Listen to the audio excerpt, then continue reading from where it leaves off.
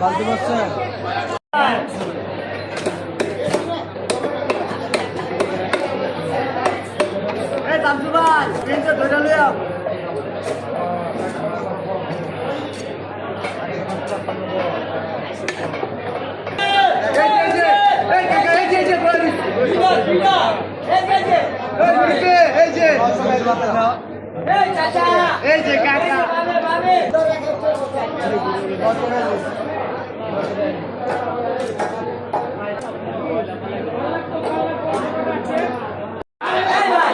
কত কত? হ্যাঁ হ্যাঁ 20 টাকা না?